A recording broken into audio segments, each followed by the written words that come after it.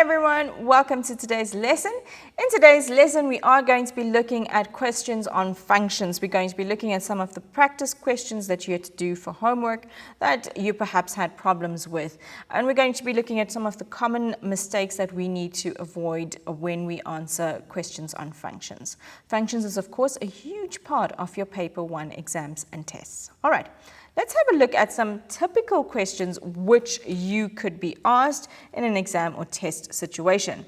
So this first question says the graphs of f and g are drawn. We're going to look at them just now. It says that the graph of f of x cuts the x-axis at -1 and 3. So those are, of course, the x-intercepts. It has a y-intercept of 6. And then it tells us that the graph of g of x passes through the points 0, -2. So we recognize that if the x-coordinate is 0, then that must be the y-intercept. And it passes through the points 3 and 0, so the x-intercept is 3. The two graphs intersect at the points 3, 0 and PQ. It all makes more sense when we actually see the diagram. So everything that I've just said is drawn on the graph. X-intercept of 3, y-intercept of 0 and -2 for g of x, which is a straight line. The graphs intersect at P and Q, the point P and Q, and then 3, 0. We can see that on the parabola or the quadratic function f of x, the x-intercepts are -1 and 0 and 3 and 0, and then the y-intercept is 0 and 6. Of course, when we look at this, we realize that we don't have any information about the equations of the functions f of x and g of x. So when they ask us a question, we can almost anticipate that this question is going to be about finding the equations of f and g. And then this is important. We need to remember what we've been given and what to use. Now, if you look at the quadratic function, you've been given the x-intercepts and a point. So therefore, straight away, if you've been watching all our lessons and if you've looked at the summary lesson of functions, you will remember that if you've got the x-intercepts and a point, we use this equation, factorized equation form. Y is equal to a into x minus x1 times x minus x2, where x1 and x2 are, in fact, the x-intercepts that we were given.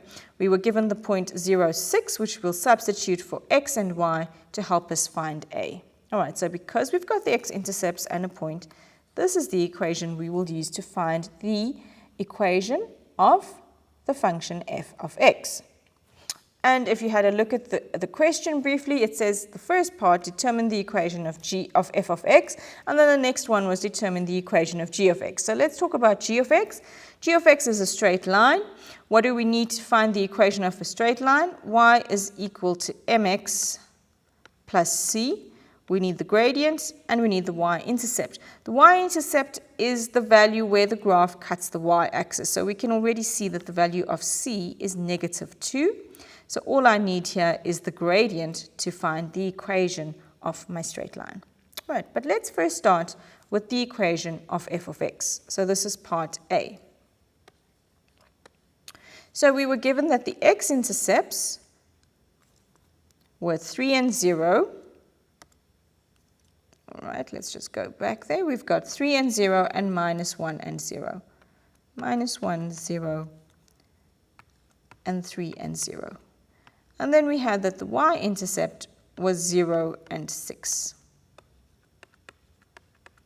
So I'm going to use y is equal to a times x minus x1. Use your brackets so that we do not make mistakes with the signs, times x minus x2.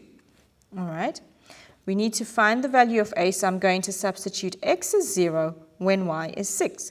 So I replace y with 6 times a into x plus 1, and see how important it is to use brackets. Minus times a minus gives me a plus, times x minus 3.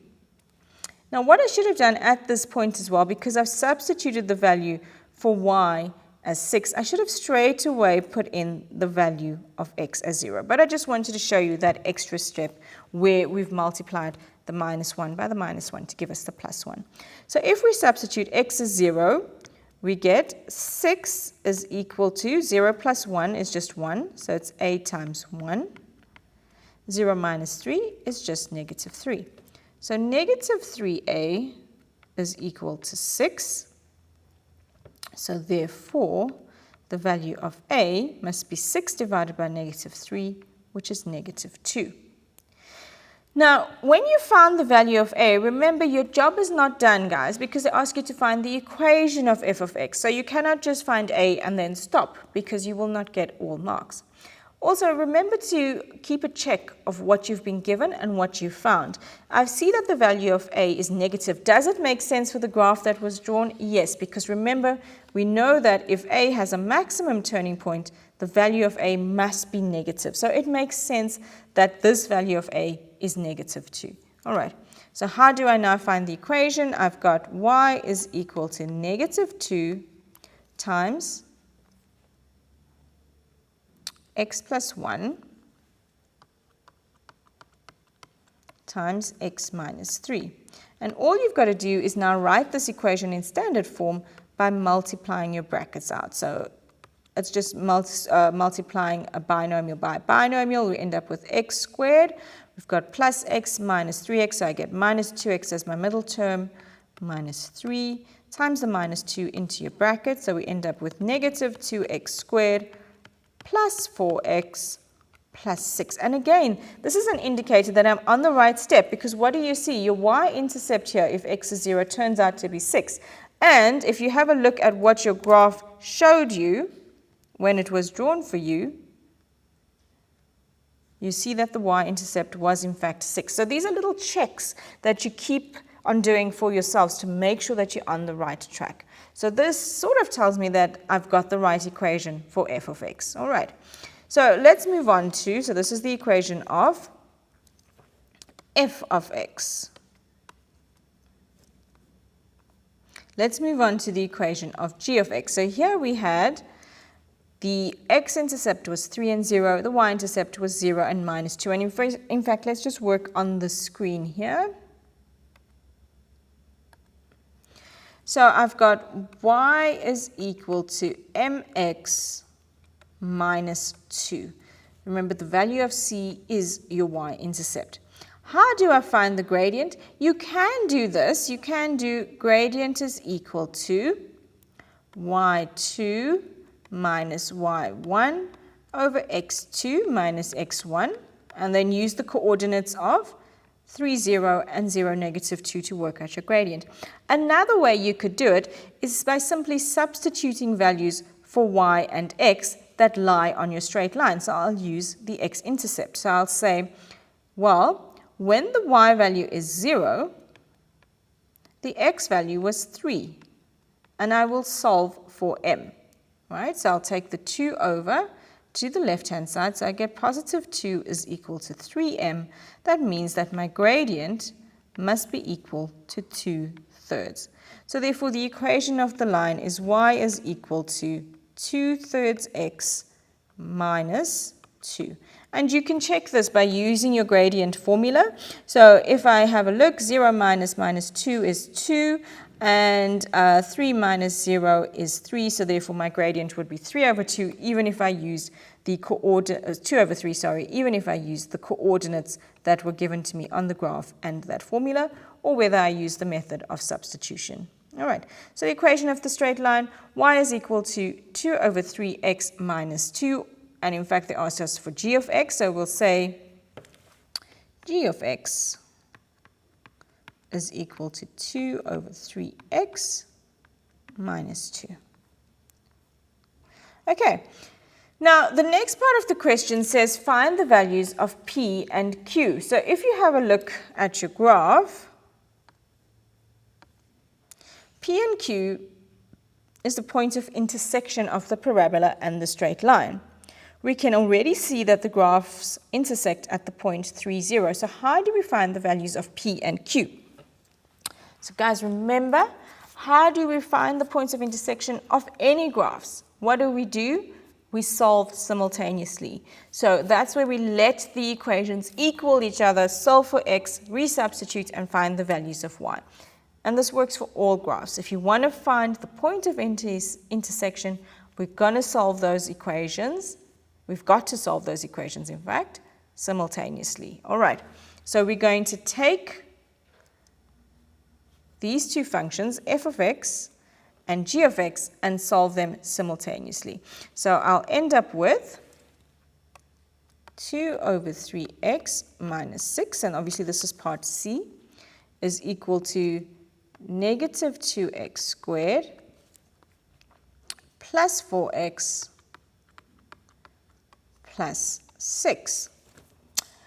So we can do lots of things to simplify this. It really depends on what your preference is. You can find an LCD, you can divide through by a common factor. It doesn't really matter. There's lots of ways to get to the point where we can solve this equation. What I'm going to do, and of course there's lots of ways, but you need to make sure you do the correct steps. So what I'm going to do is I am going to take the 2/3 x over to this side and the 6 over to that side, and so we end up with minus 2x squared plus 4x minus 2/3 x, 6 plus 6 is equal to 0. And I'll just simplify this one step further, so it's minus, I'm going to choose not to subtract those fractions. You can if you want to. I'm going to leave them like that for now. And what we should do now, and this is where it's up to you how you would like to simplify. You can do 2 steps in one. So you can times through by your LCD. You can find an LCD of 3, times through by your LCD. And at the same time, you can also divide through by your common factor of 2. So basically what I'm saying, and you can try this as we go into a break, you can multiply this equation by negative, don't want that question just yet. We're going to multiply by negative 3 over 2. And that's the same as finding an LCD and then dividing by a common factor at the same time. It's not the only way you can get to a point where you simplify this equation, but it's certainly a very good idea to first simplify this equation before you solve it. So don't try and solve it with fractions in it. All right, we'll have a look at how we do that when we get back after this break.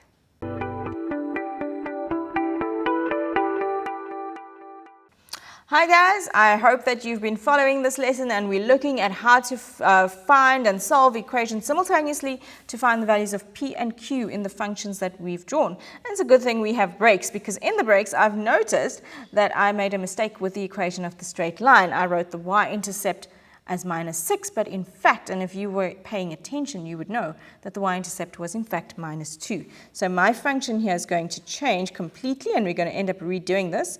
It should be 2/3 x minus 2, and I just took it down incorrectly. So this minus 6 should be a minus 2. That, of course, will affect our value of c, which is the constant. All right, so everything else is pretty much the same. We've got minus 2x squared over 2, we leave that the same, plus 4x minus 2/3 x plus 6, and instead of this being plus 6, this should be a plus 2. Okay, this was just where we transferred everything over onto one side so we can work with things together, and instead of this being a 12, this will be an 8. Okay, so let's times through by the negative 3 over 2, as I said we can do to get rid of this fraction. So we end up with minus times a minus is a plus. Those 2's cancel, and I get, and pay careful attention because it is very easy to make mistakes. As you saw, it's very easy to make copy down errors and follow on mistakes, so just pay careful attention to what I'm doing and see that I don't make any mistakes. All right, then we times the next term through. Positive times negative is a negative. 4 divided by 2 is 2. So I'm saying 4 times 3 over 2, we get 12 over 2, which is 6. Minus here, times a minus will give me a positive. 3 over 2 times 2 over 3 is just 1, so I end up with x. And then we're timesing by 8, so we're going to end up with negative 24 over 2, which is negative 12. Okay, and you can check that again. 8 goes into 2 4 times, so we get 4 times 3, which is 12. We can now add our like terms together, so we have 3x squared minus 6x plus x is going to be negative 5x. And our sign there, we've got negative 12. Hopefully there were no careless mistakes, and you checked on your side as well that there were no careless mistakes. Let's factorize this. Remember, we are trying to find the values of p and q. So we get 3x and x, and we want 5 as a middle term. So this is really just factorizing a quadratic trinomial. Lots of learners have problems with this, so make sure you revise your grade 10 factorizing of trinomials. So our factors are going to be for 12, 3, and 4. And we've got a minus there and a positive here. So we get x is equal to negative 4 over 3, or x is equal to 3. This is very good, and I know that I haven't made mistakes because this 3 gives it away. Because if you go to your function, you will see that the point 3, 0 was actually a point of intersection. So that other point we've got, the minus 4 over 3, that must be referring to the p. All right, so that was what the question wanted. It wanted not the 3 and 0, it wanted the value of p. So p is equal to negative 4 over 3. How do I find the value of q? I simply take this value of p and substitute either into f of x or g of x. Doesn't matter which one you use. I think that it would be simpler to use g of x, but it really is up to you. You'll get the same answer as long as you don't make careless mistakes. So we get g of negative 4 over 3.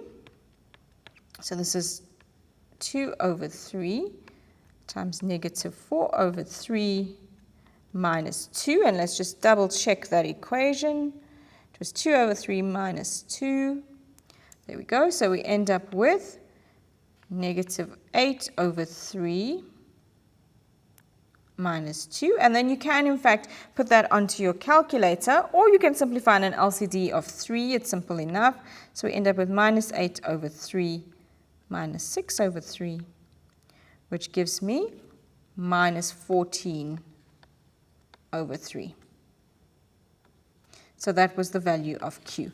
Q is equal to negative 14 over 3, and then the value of p was negative 4 over 3. Now, sometimes learners get a bit scared when they see the fractions and they think, oh, I must have made a mistake. If that is you, then what you should do is go back and check. It's as simple as that. Go back and check through your steps, make sure there were no careless errors, but also just remember that fractions are also numbers, and it's perfectly acceptable to have a fractional answer. All right, but certainly go back and check your algebra to make sure you haven't made mistakes. And remember the little checks you can do. If I'm in the third quadrant, both my x and y values need to be negative, because in the third quadrant, the x-axis is negative, the y-axis is negative. So if you're getting a value for y that's positive, straight away, it's a clue to you that you've made a mistake. So here, we've got minus 14 over 3 and negative 4 over 3. It seems like those answers are quite feasible because they are in the third quadrant. But if you've got a few seconds, always go back and check your algebra. All right, let's have a look at the last question. They say use the graph to determine the values of x, there's an x missing here, for which f of x times g of x is greater than equal to 0. So what we're saying here is, where is the product of these two graphs positive or 0? It's greater than or equal to 0. Don't ignore the little equality sign below the greater than sign. Now, some learners struggle with reading this. Remember, the way I like to remember it is a sign that looks like that looks like we can spell the word less. So that's a less than sign. And then the other one has to be greater than. Greater than, in this case, we're looking for where the product is positive, greater than 0. Okay, so where does that happen and how do we interpret that? So remember, in order for you to get a positive product, right, what we need to do is we need to have a point, because we're looking at f of x times g of x, and we want this product to be greater than or equal to 0. That's only going to happen where both graphs are positive, because a positive times a positive will give me a positive answer, or where both graphs are negative. Obviously, the equal to 0 will only happen at the point where one of the graphs is 0. So negative times negative is going to give me a positive. Positive times a positive is going to be a positive. So you look through your graph. And remember, guys, these are intervals of values. This is not a specific value. Whenever you asked for something like greater than or greater than equal to or less than or equal to, we're talking about interval of values. So you're not going to say x is equal to -1, x is equal to 3, no, these are intervals of values because we're dealing with inequality signs, all right?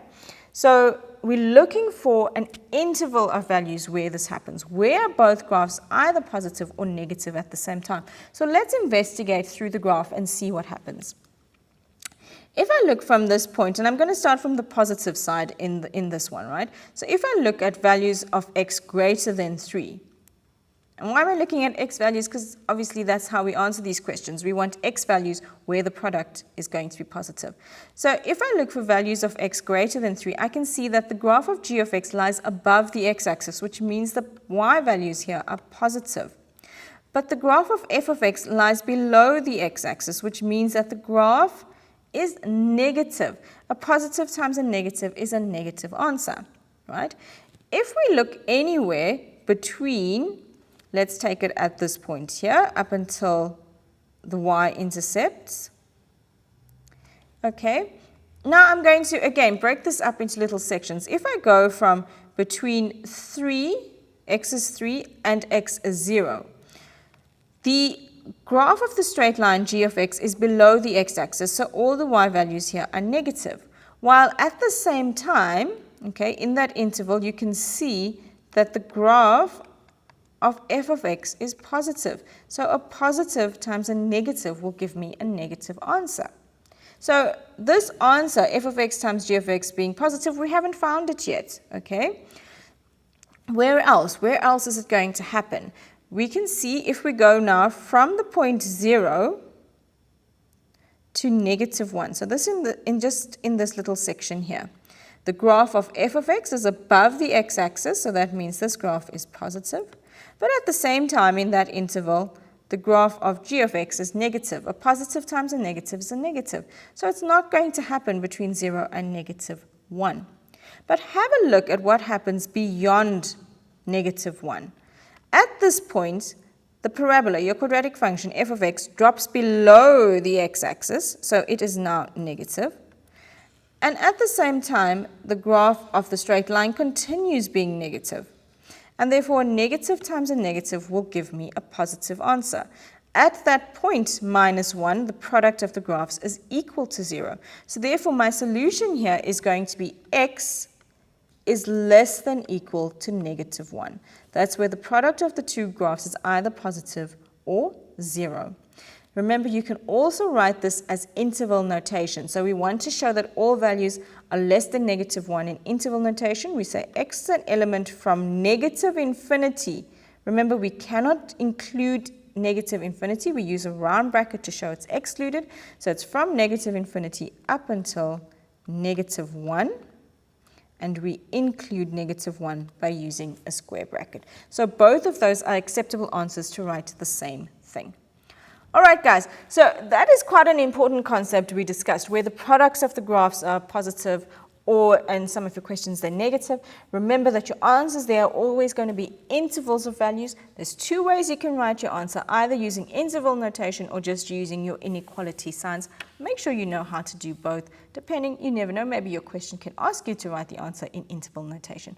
But usually we let you write your answer either using inequalities or using interval notation. Just make sure you know how to do both. Okay, so some of the important things we saw here is that it's easy to make careless mistakes, as I did myself as well. It's easy to write the question down incorrectly and to get the algebra wrong. So really the only thing you can do here is pay attention, go back, check your work, check if you've got time, triple check if you can, and just make sure that your answers make sense. So if you're looking for an answer in the third quadrant, you know that both the x and the y values must be negative. Those are little checks that you can do for yourself along the way as you practice for exams. Thank you so much for joining us for this time. Next time we'll look at more maths for grade 11 and we'll keep revising. Until then, cheers.